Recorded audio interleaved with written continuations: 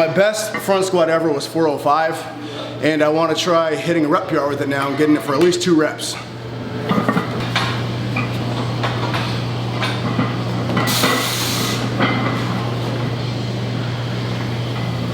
on, oh gosh. There we go.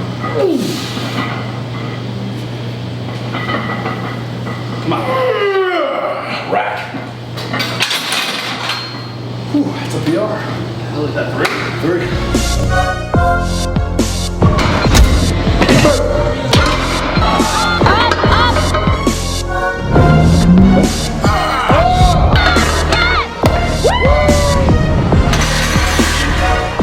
Welcome back, YouTube family. What a week it is. Gyms are finally reopening here in Rhode Island, and at the same exact time, I just got a package of new lifting gear in the mail. Slingshot just released brand new designs of all their sleeves, starting of course with their OG strong sleeves, the best sleeve in my opinion for IPF approved sleeves. You can wear these in the USAPL and IPF. They're 7mm thick. And they just dropped a bunch of new camo designs. I, of course, went for the black camo because it's just so mean looking. And of course, they had to drop brand new colors of my all-time favorite sleeve. In my opinion, the best sleeve ever designed, period, by any company. The catch, of course, is that it is not IPF approved, but it is 9.5mm thick, the Gangsta sleeve. These are the sleeves I've been rocking for over a year now. I squatted 585 in them. Love these sleeves, and they just dropped the new black ones, which I love, and this cool, like, slightly grayish color, which I really dig. So there's a bunch of new designs available now on their site. These are just the ones I got. And they did also send me these neat elbow sleeves. I do like elbow sleeves, especially in the winter. They help you warm up your elbows way faster when you're pressing. You feel good quicker. Discount code is Nick10 for all these sleeves and anything else you want to buy off the Slingshot website. The code and the website are in the info box below. Let's finally get back to the gym. The front squat is an awesome squat variation in which the weight is in front of you instead of behind you like a traditional back squat. It requires more of an upright torso than a regular back squat, as well as more forward knee travel, resulting in the total annihilation of the quads in the best way possible. There are 2 styles of front squats: arms crossed, my personal favorite, and the ever popular front rack position, which originated in Olympic lifting and has since become a common favorite among lifters. Many argue that the front rack position is better than arms crossed because it provides better stability and also allows you to grip the bar better. This is inherently false. The fact of the matter is that both can work equally well if your technique and positioning are correct. In fact, some of the biggest front squats in the world have been done with arms crossed. IPF lifter Jezza Uipa front squatted almost 900 pounds with his arms crossed. Derek Kendall front squatted 825 pounds with his arms crossed. On the bodybuilding side, legend Ronnie Coleman front squatted nearly 600 pounds for a top set with his arms crossed.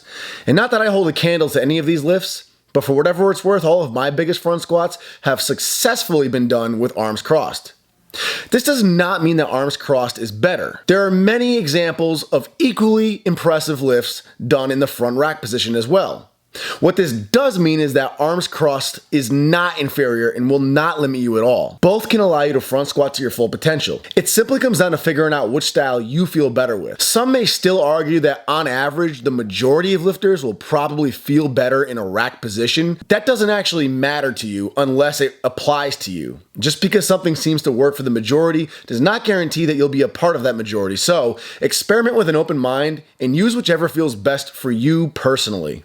Now, the reason they're both the same is because the grip you have doesn't actually matter. I mentioned that a better grip is one of the arguments for why the rack position is superior, but if you're at all focused on how well you're gripping the bar in a front squat, you're already doing them wrong. This is because the key to a good front squat is in the position of your body, everything below the grip. In fact, if you look closely, I barely touch the bar with my fingers at all. I lightly place them on the bar with little to no pressure, more for the sake of simply having somewhere to keep my hands than actually holding the bar in place. I can actually let go, extend, and even wave my hands around in front of me while front squatting, and I will not lose that bar at all. And this is because my body is in a good position. It's all on the body, not the grip.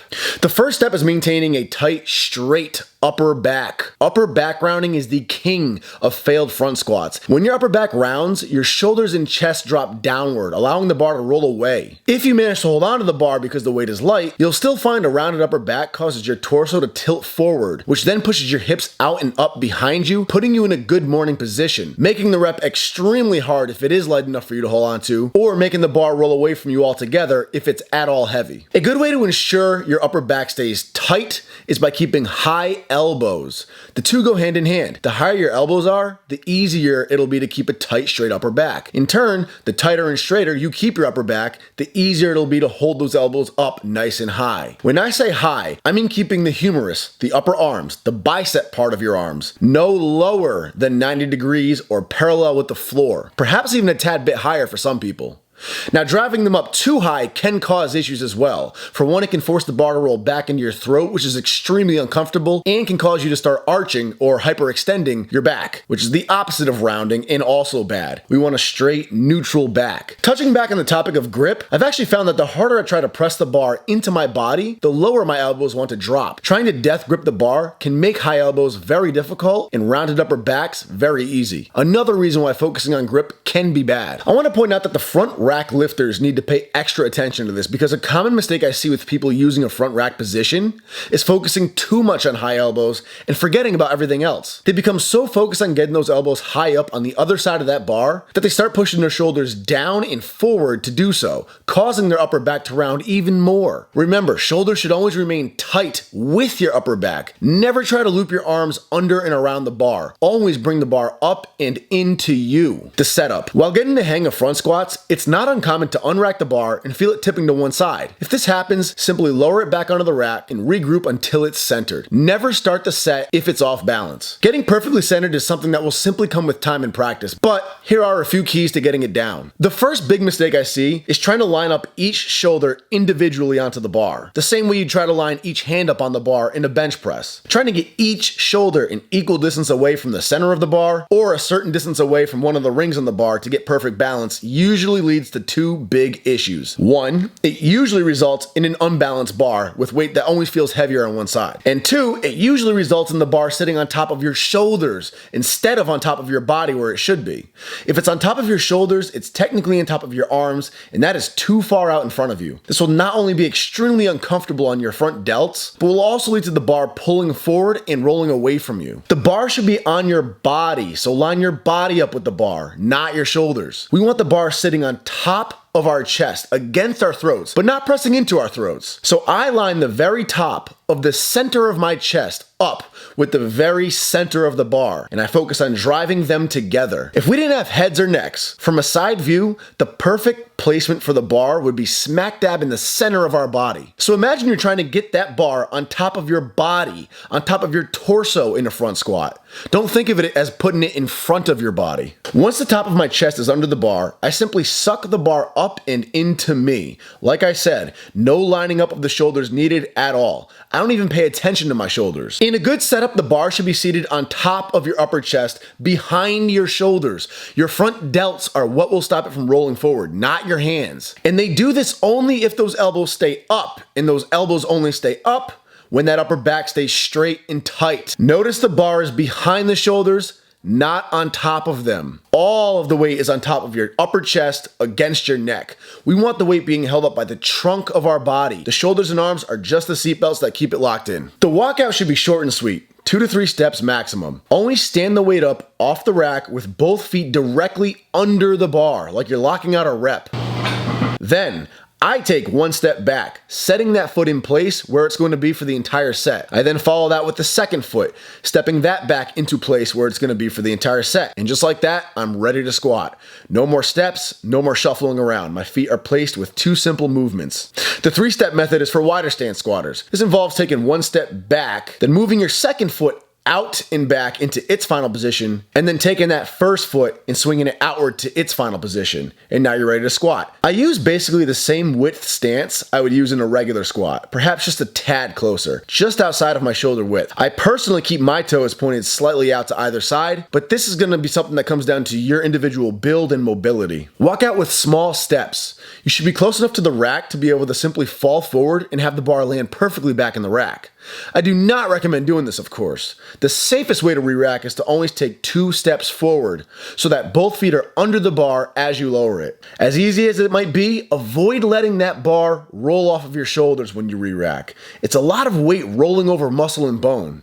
Instead, use your legs to lower your entire body down until that bar lands, with elbows remaining high the entire time. Now for the reps. Hip mobility and ankle mobility are a must. Before I train, I use a medium green band to perform some dynamic stretches that open up the hips and loosen up dorsiflexion for ankles. If you squat and you find your heels like rising off of the ground at the bottom, it's usually a sign of poor dorsiflexion or ankle mobility. With so much forward knee travel, ankle mobility is crucial for a front squat. I also wear lifting shoes which have a 1/2 inch solid heel to help with dorsiflexion. Lifting shoes come in all different styles with all different heel heights, ranging from 1/2 inch like mine up to a full inch. The closer your stance is, typically the higher of a heel you want. But like most things in lifting, that comes down to what works best for you personally. Too much of a heel can also pitch you too far forward under your toes. Lifting shoes should always be an asset to good mobility, never a band-aid for bad mobility. Brace. Inhale deeply. Hold your breath like you're going underwater and mentally force that air you're holding